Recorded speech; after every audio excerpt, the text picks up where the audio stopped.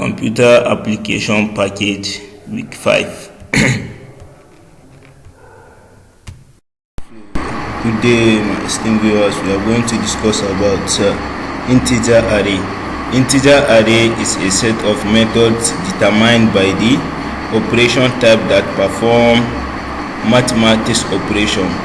As we can see with the help of those examples, we have integer, which is known as the data types.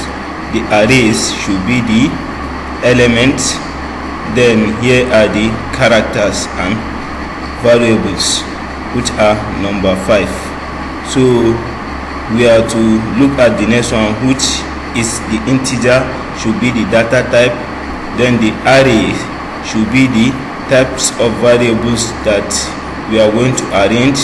Then the elements and values, which are known as 5 plus 5. Then it gives us 10. We are going to have 10 arrays. So let's look at the next one, which is integer, the data types. The data types can be different types of characters. Then the arrays should be provided after the characters.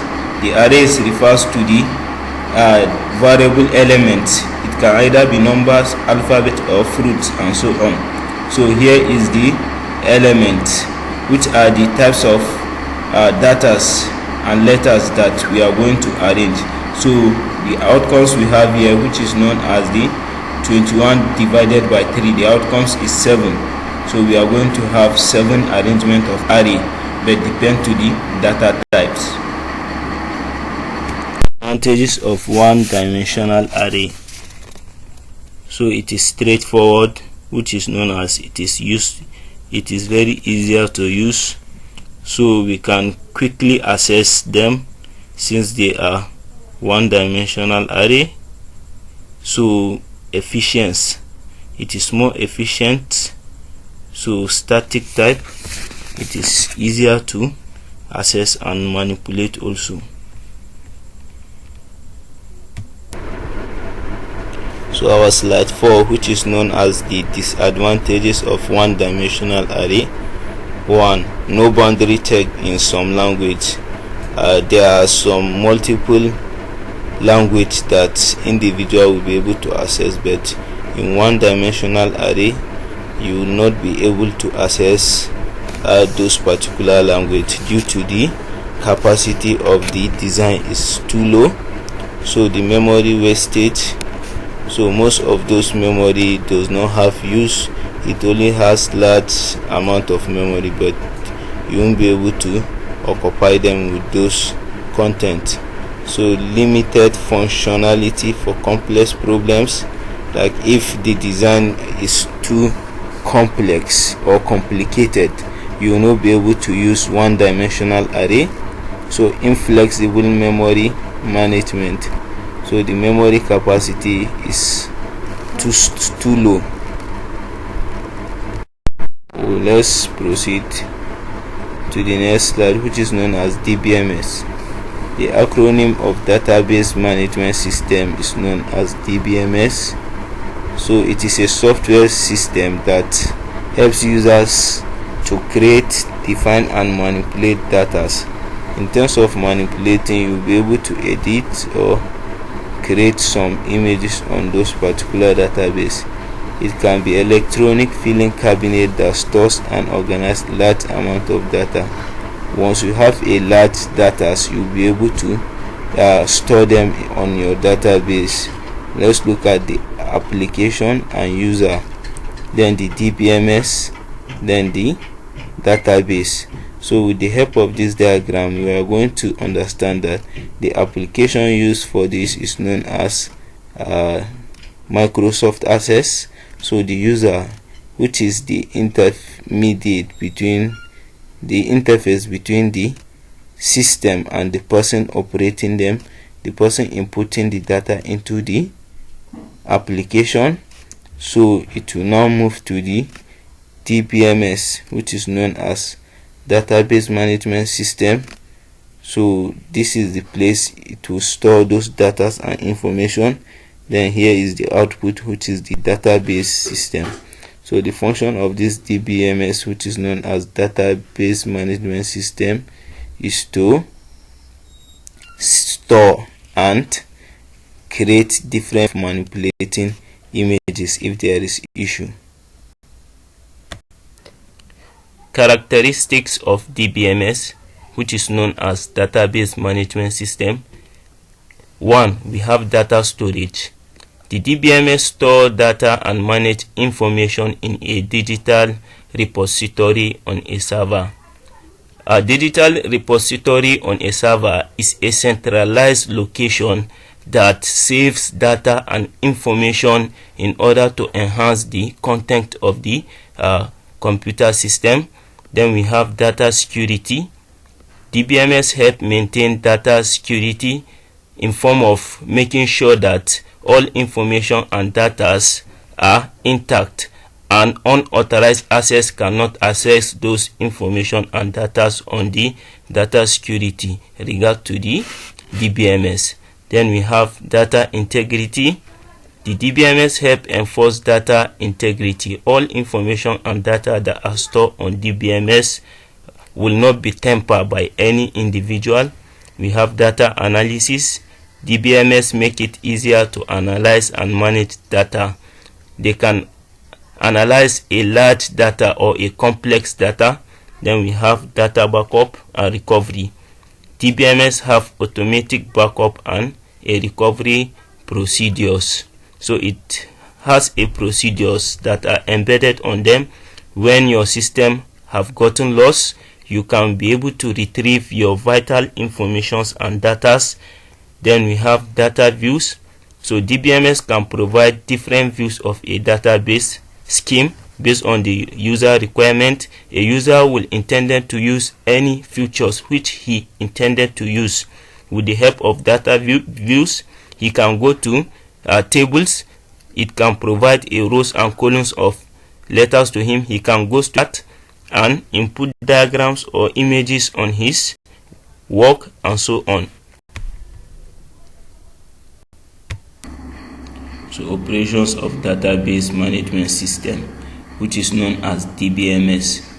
We have concurrency control. This concurrency control allow multiple users to access without having an interaction with each other. So we have the RDBM. So the acronym of Relational Database Management System is known as RDBM.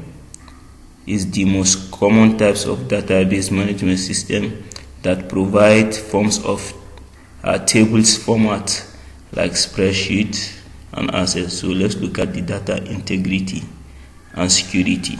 The data integrity and the security make sure that it provides a tools that will make sure that it saves the data and information and did not allow anybody to have access to those data and information except the real owner.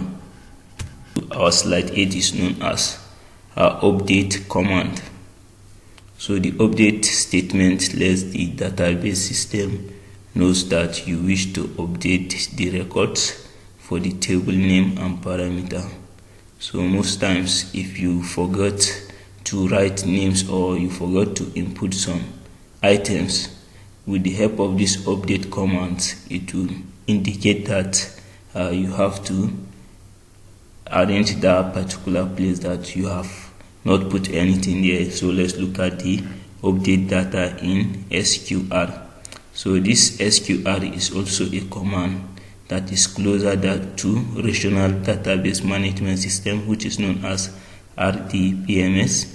So this command allows you to change one or more columns for one or many rows in table.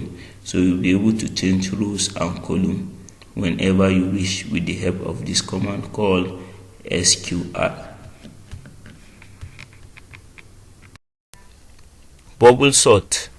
A bubble sort is the process of arranging numbers according to the largest numbers serially. As we can see the number on the screen, the first one are serial numbers 2, 3, 7, 8, 4. That is how bubble sort is supposed to be. But in regard to bubble sort, let's look at our first diagram, our first column diagram, which have 7 to 12, 8, 3. This bubble sort is not correct because the arrangement are not serially. In terms of bubble sort, the largest number supposed to be behind. So which of the number is the largest here? Which is 12, then followed by 8, followed by 7, followed by 3, followed by 2. So let's look how to do this bubble sort. So our index number start from 0. So we will have to replace our index number on ground, which are 0, 1, 2, 3, 4. Then we will now say that 7 is greater than 2. Then we will now provide the 7 and greater than 2 in the ground of the 7 2. Then we will now write swap. Then when going to the next column, then we should swap the 7 and 2. Then the 2 should come front, then the 7 should be behind. Then let's look at the next stage. So what do we have now? We have 2, 7, 12, 8, 3. 2 and 7 are normal because 2 is greater than 7. 7 and 12 are also normal because 12 is greater than 7. Then let's look at the next one, which is 12 and 8. 12 and 8 are not normal because 8 is less than 7. So let's see now what we are to do now. We are to swap index 2 and 3, which is 12 and 8. Then we will now say that 12 is greater than 8. Then we will now swap. Then we are to replace them in the next column. So we have 2, 7. Then we now swap 8 and 12. Then we will now have 8, 12 and 3. So let's look at the next one. What do we have? We have 2, 7, 8, 3, 12. So let's move to we have to take our column to the next paragraph. We have 2, 7, 8, 3, 12. Let's look which of them are compactable. And 7 are compactable, 7 and 8 are compactable, 8 and 3 are not compactable, which are the index 2 and 3. What we have to do now, we have to swap index 2 and 3. Our index 2 is 8. Our index 3 is 3. Then we will now say that 8 is greater than 3. Then let's move to the next one, which is 2, 7, 3, 8, 12.